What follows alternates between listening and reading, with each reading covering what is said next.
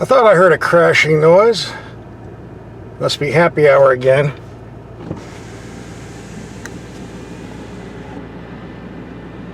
Ooh, that hurt. In this neighborhood, you're only allowed to drive expensive European cars. If you drive a Japanese car, they won't talk to you. If you drive a Korean car, they spit and throw rocks. But it looks like I lucked out this week. They sent me a Mercedes, so I guess I'll be on the A-list in the neighborhood. Let's take a closer look and see what they sent. They were supposed to give me this Rolls Royce, but they're taking it back. Gave me this Mercedes as a consolation prize. I guess I can't complain. Goodbye, Rolls. So the first thing we'll do is take this to our test facility so we can take a closer look and do some evaluation. By the way, if you don't want to go to the high price of an AMG GLE, we also tested a GLE 456 cylinder. We have a link for that video coming up at the end of this video. And 4 weeks ago, we drove the Mercedes-Benz GLE 250. I have a link for that video at the end of this video as well, so you're getting 3 vehicle tests for the price of 1. Just go to the end and click. Well, let's see, it's a GLE. Those aren't cheap. I think those start around $55,000 if you get the 4-cylinder turbo. Oh, but I see we have a V8. I think those start around $80,000. But this is the top of the line AMG. I know those aren't cheap, starting around $113,000. We get a 4-liter twin-turbo V8 cranking out 603 horsepower and a whopping 627 foot-pounds of torque.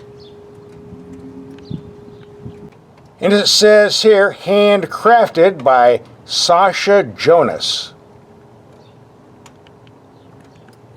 The government EPA figures are not available at the moment, but if you have to ask, you probably can't afford it. We're only doing a lot of driving on this rig to find out the real fuel economy, though, so you will find out.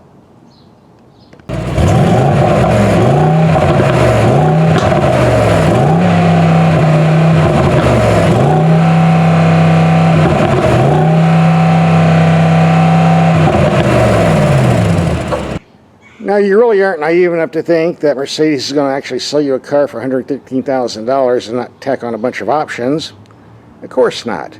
And there are plenty, as we will see. Starting with $1,500 for this metallic white paint. Somewhere there's a $1,600 carbon fiber trim package. Don't know where that's at. I do know where the carbon fiber engine cover is, though.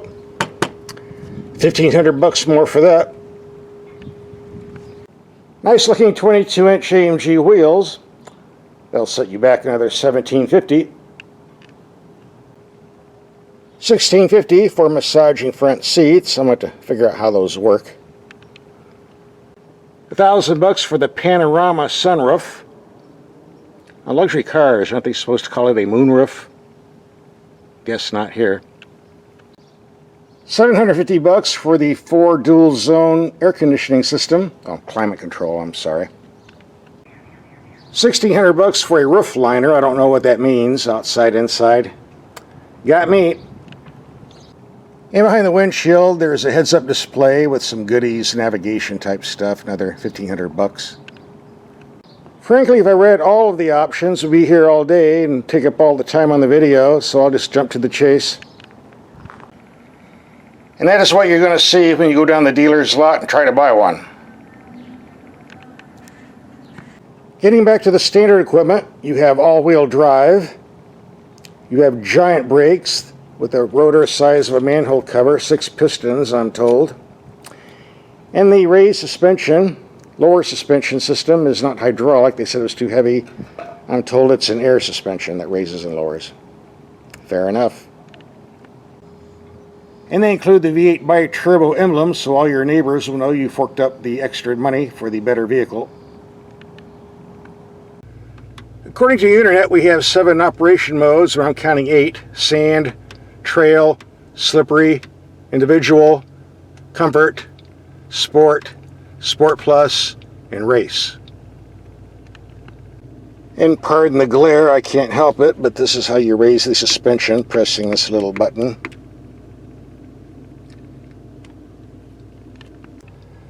Then it will tell you on the instrument cluster if you're raising or lowering. You have a nice gauge cluster with an infinite number of possibilities. Just press the magic button.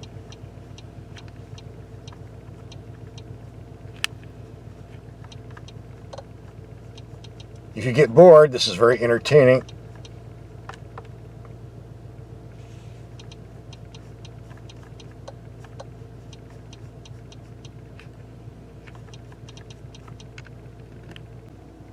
The infotainment screen is extra wide and you have all kinds of options you can choose from.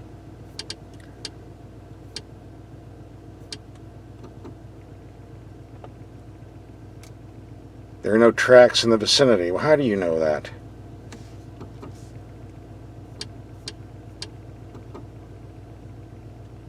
Pardon the glare, but we're outdoors and it's 100 degrees outside. 13.4 mpg today, huh? Guess I had my foot in it. The glove box is large enough. You can fit a lot of stuff in there. And by the way, here's an option I forgot to mention earlier. This little glass jar here full of liquid. That's actually perfume. It sprays the cabin to make it smell nice and sweet, like a French whore. Oh, okay, just a joke. Just kidding.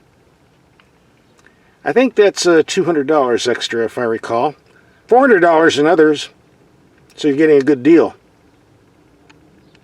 Yeah, let's see. It doesn't smell too bad. And when you run out, you go down to the dealer and you buy another jar, which is outrageously priced. I think last time it was $50 a jar. I could be wrong. But hey, if you have to ask, you can't afford it, right? I don't have time to show you all the controls, switches, and gadgets in here. And even if I did, it would take hours because they're kind of complicated to learn. And you won't do it by reading the owner's manual. Might as well toss this in the trash. The only way to figure out how to operate this vehicle is to take a nice long day, get a lunch, a couple of beers, sit in here and punch every button 100 times. By the end of the day, you'll figure it out. It took me about 3.5 hours last time, but I've driven these before, so it only took me about 3.5 minutes. There's some decent cargo room back here, but I do have one complaint. It's not just against Mercedes, it's just car manufacturers in general. People, listen up. Stop. I repeat, stop putting carpet on the floor of storage areas. It's too slick. Your cargo slides all over the place. When you hit a corner, it bangs up the inside of the cabin. Stop using carpet. Go to a rubber compound so we can get some traction here. Now that's the bad news, but the good news is you actually do get a spare tire.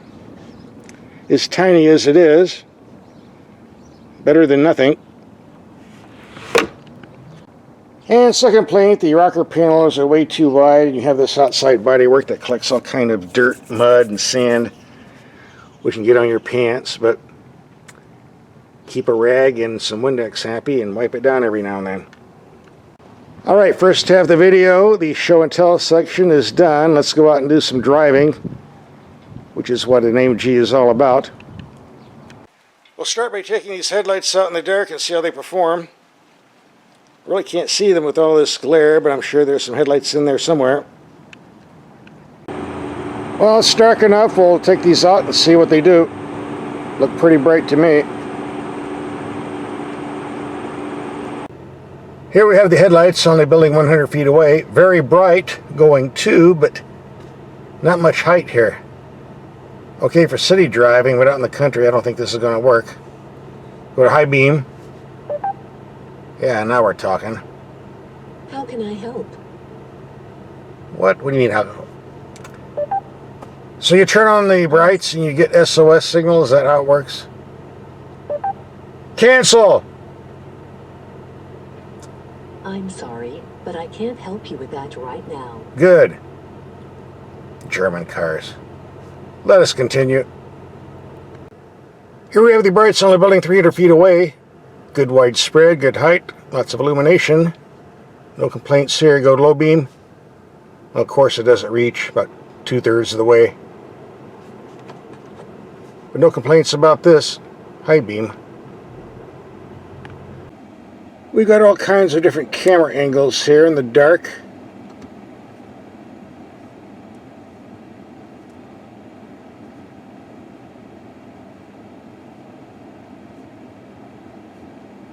That's what we're paying for, right? The power steering isn't as light as we get on other Mercedes, but with the all-wheel drive and these giant tires and wheels, you expect it to be heavier. Still no feedback, but overall it's not too bad. I don't think anyone will complain. When placed in the comfort mode, the suspension is soft enough. On the other hand, you have these giant AMG wheels and tires, and when you hit bumps, you get a lot of thumping noises, and kind of like the Fred Flintstone car with the cement wheels. So it should be interesting to see what happens on these speed bumps that we're going to take around 20 miles per hour, as we do in all of our videos. Here comes bump number 1.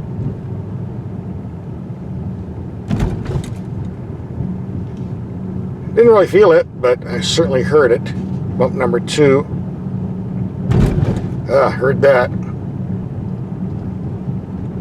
Number 3. And the big nasty one coming up.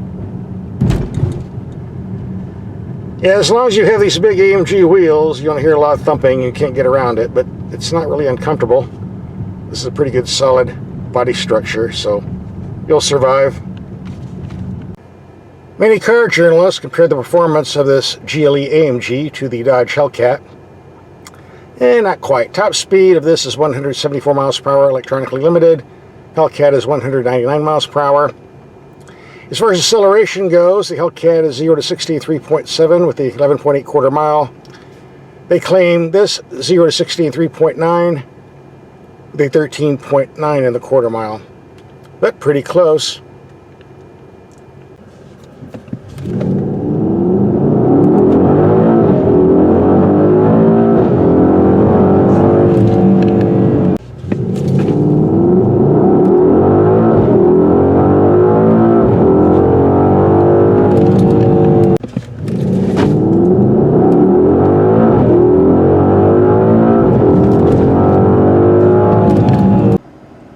We're going to take this out and do a fuel economy test on the freeway, and the computer program on this isn't very friendly. You got a choice between, look at this glare here.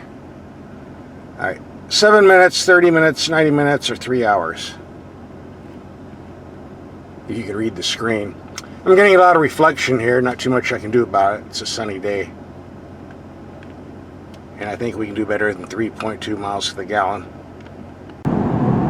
If you put the suspension in comfort mode, it does a pretty good job of softening things up. Unfortunately, with these giant wheels and tires, it's kind of a lost cause. On rough pavement, you feel every bump. But hey, if you want an AMG performance hot rod, that's what you get, and it's what you have to live with. Well, that's the end of our 100-mile trip. Let's pull over and see what the fuel economy reading says. 19.3 mpg. Not bad considering. Oop, 19.1, pardon me. I was playing on the car's computer. Appears we have another fuel economy program, one that I prefer, that you turn on and off. And according to this, in the past 2,085 miles, we've been averaging 17 mpg in mixed commuting. Very hard commuting, I might add. That's a pretty good figure for a powerful V8 like this. We're going to take this on a 300-mile back road trip. Not concerned about fuel economy, just doing it for performance and fun, and see what this baby can do. Also, if you look at the middle of the screen here, you'll see the reflection in the windshield from the heads-up display that's in the dash. The only way you can get rid of it is to take some black socks out of your drawer in the bedroom and put them down in there, stuff them in. Eliminates the glare, but I don't have any black socks at the moment. So I just have to look at the glare. No big deal, just annoying. If you watch my videos, you know what's coming up next. Where is he? Freddy the Frog. This is his road. If you don't stop by and pay respects, you get bad luck. So we're just stopping by and pay respects to get good luck. So let's continue on our way. Now that we've been blessed by the frog, we can open her up. Let her rip.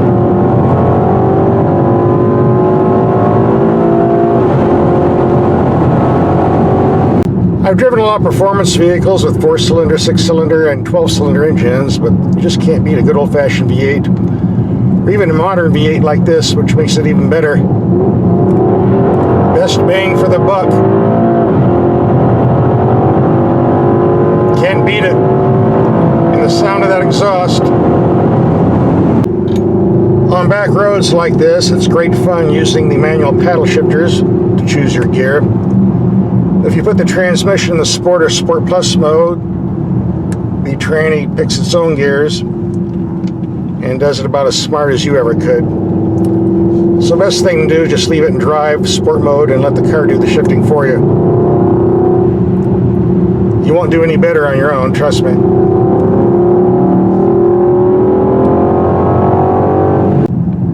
This is known as Dead Man's Road, one of the most dangerous stretches of pavement in the state. Hairpin curves, no guardrails, rock slides, animals out in the road. You have to have a pretty good vehicle to take this at any decent speed. If you screw up and go over the edge, take a couple years to find the body in the car. But I don't think we'll have a problem with that in this Benz. With all-wheel drive and these big tires, we're sticking to the road easily. Thus far. And this thing takes corners like a race car. These brakes are nothing short of fantastic. I don't think it's even possible to get them to fade. They just stop and stop and stop. Too bad you can't put these on all vehicles, but it'd probably be too expensive. Well, here we go. Wannabe bikers, grandma, grandpa. Just bought a bike, don't know how to drive it. Gonna clog up the road. Oh well. Yeah, this is even better than the motorcycles. Wonder if he wants to drag race. Sand or trail? This should come in handy. When you're driving on sand and trail, that is. It's an SUV. We got to take it off-road. By the way, yes, we did take this off-road. It's more than capable, although these big wheels and tires aren't exactly made for it. You certainly don't want to get a flat with these wheels and tires. Real pain to change. So tread lightly. We did get a lot of off-road footage, but this isn't about going on the dirt. It's about driving on the pavement for the most part, as most people will, so no point in making the video any longer than we have to. We'll get back on the pavement and continue on. Watch for ice. It's 105 degrees outside and we're going to watch for ice. Right. If you're going to drive a high-performance turbo Mercedes, you want to keep your eyes on the road. Don't be looking at places like that. It's not safe.